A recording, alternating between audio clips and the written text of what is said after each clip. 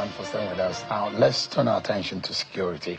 The government of Katsina State in northern Nigeria says it is offering industrial tools and new homes to repentant bandits and displaced families as part of efforts to stabilize communities ravaged by years of violence. Governor Diko Rada announced a plan at a high-level consultation in Katsina, pledging 152 houses for internally displaced households in Jibia, alongside business support packages and livestock distribution. His administration says security remains top priority, while also highlighting major investments in education, healthcare, infrastructure, and agriculture. But the policy comes as local communities in some of the state's most vulnerable areas are striking their own peace deals with armed groups. In Faskari, bandit leaders, among them men on Nigeria's most wanted list, were seen attending talks with village elders, agreeing to halt attacks and release abductees in exchange for freedom of movement and market access. The involvement of notorious figures such as Alero and Kwashe Gawa has raised concerns that wanted men are being legitimized as negotiators, echoing the collapse of past amnesty programs in the state, where analysts are now warning the strategy could either calm tensions or deepen insecurity if the fragile accords break down. Let's take a look at these more closely and what this means, especially as we see more states in Nigeria now battling with bandit attacks in states like Kogi, Kwara, states now that before now don't experience a level of attacks or bandit or violence-related attacks, and now experiencing it almost on a daily basis. I'm being joined by Mr. Emmanuel Ujuku, as a retired commissioner of police and a security consultant. His life for us here now. So thanks so much indeed for joining us tonight. Thank you. Good evening. You see that kind of carrot approach, yes, which security expert like you will say is part of an approach in calming, reducing tension and reducing violence in the carrot or the stick. Now, you've seen the carrot approach is being used by former Governor Masari. Now, Governor Rada is employing similar thing. It collapsed at some point when Governor Masari said, no, this is enough. We're not going to do it any longer. We see him standing side by side with bandits. But now Governor Rada is saying, come and let us resign. You see arms and ammunition, heavy cache of ammunition with these guys. Do you think that this is sustainable? It cannot be sustained because the bandits, their motive is money and power. They want to show that they can dare where angels are afraid to tread on. And they can subdue government. That's part of it. And they keep getting money more and more, and doing virtually nothing with it. So when you keep pandering to their wishes, trying to beg them, it is part of the non-kinetic approach. It's part of trying to understand what is there. But the major thing, which is part of what I just said now, you need to understand why these people are doing what they're doing and how to bridge, how to stop them from continuing along that trajectory. The government, there are boots on ground quite all right, but it's not paying off dividends because the communities themselves are complicit in a way. And they've been carried into fear by the kind of arms and the presence these terrorists have in communities. Or they share part of the bargain. It is here. Now these terrorists or bandits, they live within the communities. Some of them have been top banned and they're giving chieftaincy titles and giving pride of places in many areas. And over time, they have normalized it. It's almost normal now. If there's no banditry, I think maybe something wrong is happening. So the abnormal has become normal. There has to be a holistic approach to this, find out what is happening, and remove the victim from source and stop oxygen from getting to these people. Government must show that it has the teeth to bite, and to bite forcefully on this bad one. We cannot keep reinforcing bad behavior. You see the report that some of these top bandit leaders are the ones that are, they are given access for payments for citizens to go to market, yeah. to do. I mean, and when governors say, okay, let's sit down and talk about this, because the real fact is that some of these people are said to be drawn or pushed into some of these nefarious activities, just like banditry, because of economic situation. Is one of the reasons they're being given. And it does look to me that some of the governments who are engaging in this are frustrated and pushed to the wall and knowing not what to do, because some of these bandits are embedded into the communities, and the community, some of the citizens and community people have some kind of bias or allegiance to some of these people. Makes it difficult to tackle, isn't it? This banditry is not imported, it is homegrown. People say something made crayfish to bend. We need to find out why they are doing what they are doing, and to stop that thing from continuing. So long as the basic things have not been done, initial thoughts, process have not gone into why there is banditry in KB, in this state, in Zamfara, they will continue. Again, there is need for deterrence. If you don't show that you disapprove of what they're doing. And I saw one governor, I think that of Zamfara, saying that he knows where they are on his phone. He could tell them. But anytime they go to Abuja, something happens. That means there's somebody somewhere, in Abuja or elsewhere, who is fueling it, who is benefiting from the insecurity in those states. Banditry favors somebody a top-notcher in government. And except they have the willingness to now govern their people and give them peace, they will not stop. So long as they think that they should keeping the people down, maltreating them, eating from them, buying new cars, flying here and there, enjoying the best of life, when the people are in abject poverty, this thing will continue. And so long as Nigeria keeps worshipping wealth, riches, we look at they will say the end justifies the means. That's not true. The end should be judged by the means. Somebody has too much money, he throws it around, people hail him. He becomes a mentor. A bad person cannot be my mentor. And I ask you, Mr. Ojukwu, under this IG of police, Kayode Egbetokun, we've seen an elite team has been put together, specially trained. And they're supposed to, in a short time, to be able to move in. And you ask again, these governors, they are getting more money from the center. Sure. And we should see signs that these monies are being used to protect the people in whom they govern. Right. Yes. Community policing, state policing. We've mounted all of these methods and options. More money to the state. We've seen this elite team by put in place by the IG of police.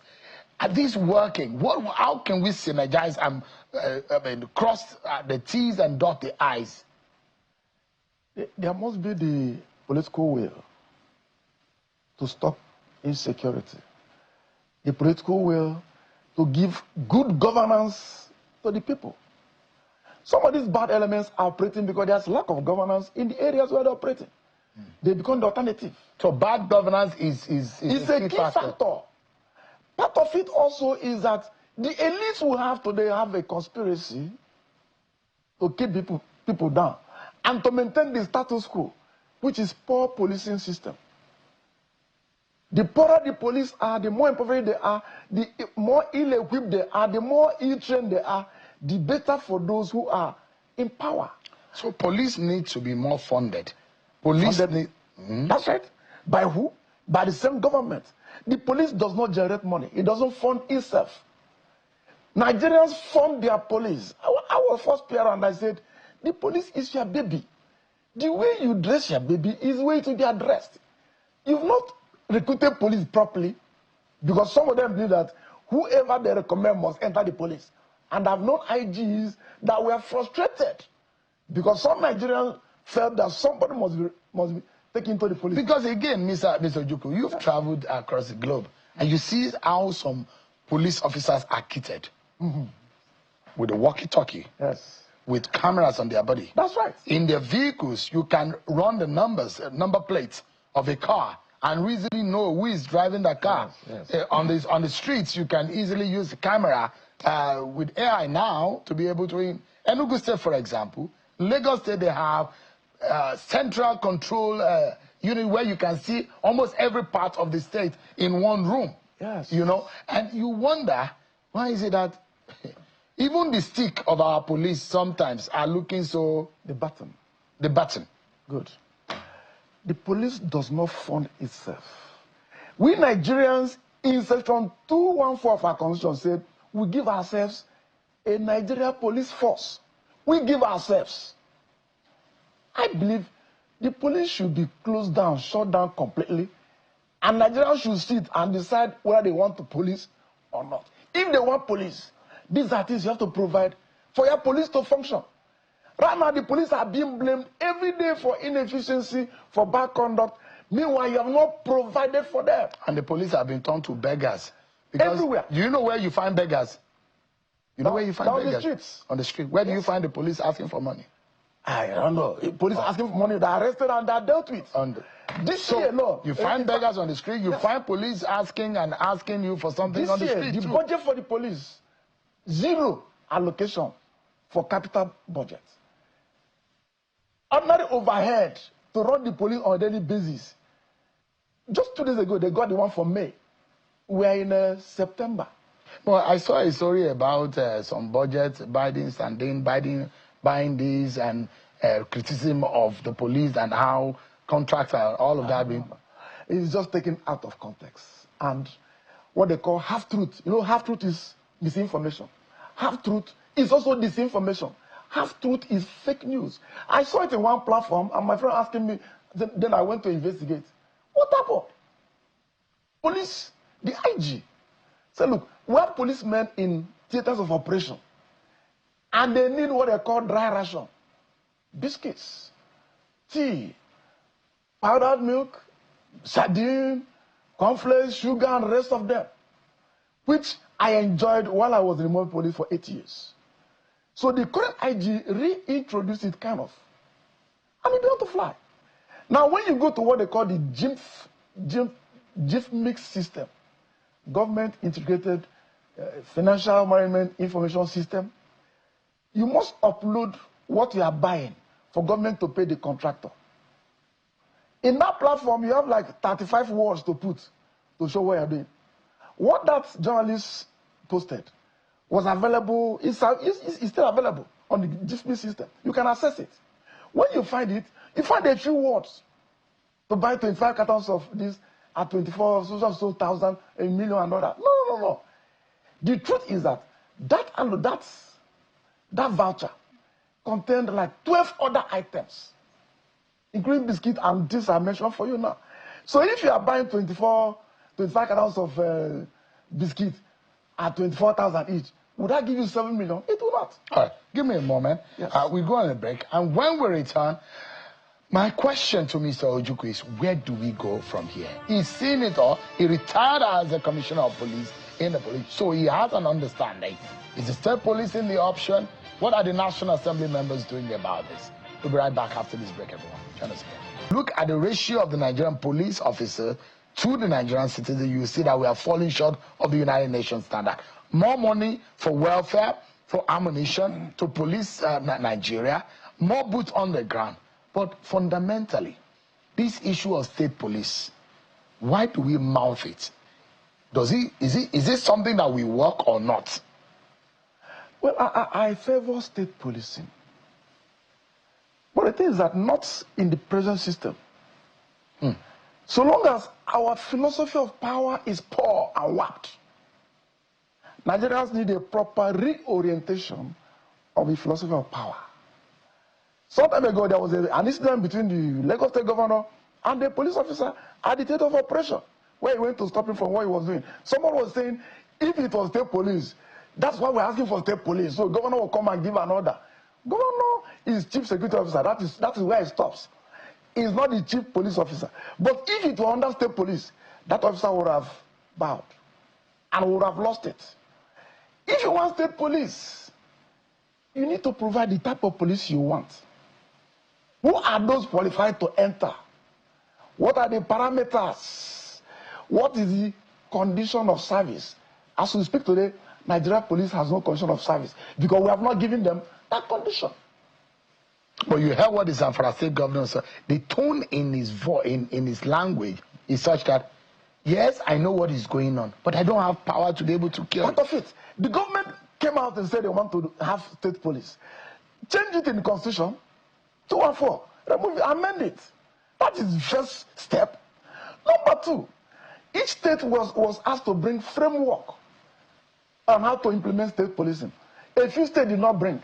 Some say they prefer the current system because the poorer the police is, the more they're able to manipulate them. One governor will have 200 policemen in his house. You are talking about the ratio of police to the citizens. 200 in his house, doing what? To carry back. To show his power. Philosophy of power is very, very poor. If you are having police, how much do you pay them? It is what you pay them that they retire with. Some of them retire now with any 80,000 naira. After 30 years of service. You find them protesting.